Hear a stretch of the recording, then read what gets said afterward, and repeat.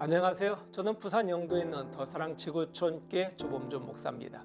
오늘 우리가 묵상할 말씀은 마태복음 20장 1절입니다. 천국은 마치 품꾼을 얻어 포도원에 들여보내려고 이른 아침에 나간 집주인과 같으니. 지금으로부터 약 2년 전이었습니다. 소위 인국공 사태가 세상을 떠들썩하게 했는데요. 인국공 사태란 인천국제공항공사 사태를 말하는 겁니다. 그때 인천국제공항에 근무하던 약 10,000여 명의 비정규직 근로자들을 정규직으로 전환하는 데서 생긴 문제입니다.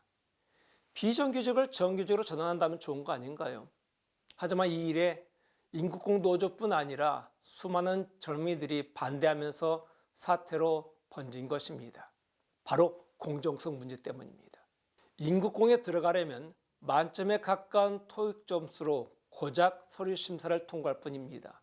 그런데 비슷한 스펙은커녕 시험도 없이 다 전환된다는 것이 불공정하다는 것입니다.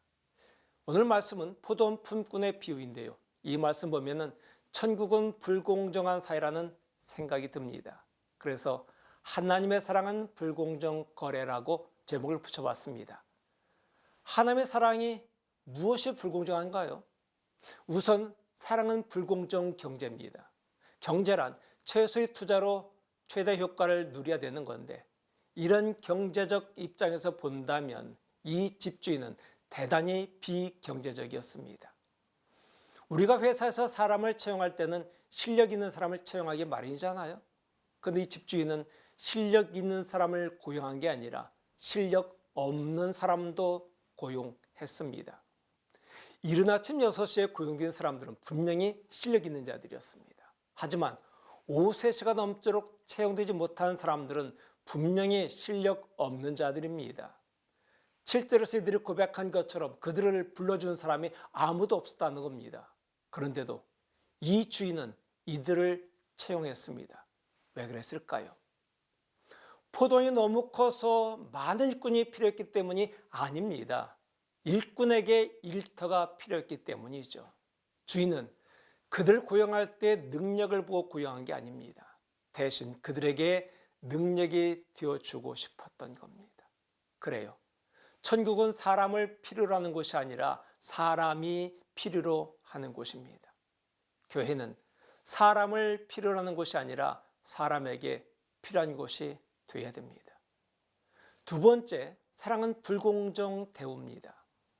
이제 모든 일을 마친 다음에 주인은 일꾼들을 불러서 일당을 챙겨줍니다. 오후 5시에 일하기 시작한 일꾼부터 불러서 한 데나리온을 주었습니다.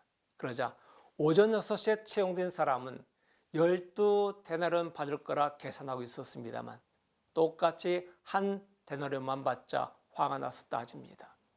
하루 종일 죽어라 일하는 사람과 겨우 1시간 일하는 사람이 똑같이 품삯을 받는 것은 불공정하다는 것입니다. 하지만 주인의 생각은 달랐습니다. 품꾼은 돈에 집중했지만 주인은 자존감에 집중했습니다. 오후 5시가 되도록 채용되지 못한 자들은 체구가 작거나 하자가 있는 자들입니다. 주인은 이들에게 너는 하자가 있는 인생이 아니라 내가 소중히 여기는 인생이란다 라고 말씀하고 싶었던 겁니다. 세상에서 불공정한 대우를 받는다고 마음 아파하지 마십시오. 이렇게 예를 들어 볼까요? 아버지가 두 아들을 불러서 새 선물을 줍니다.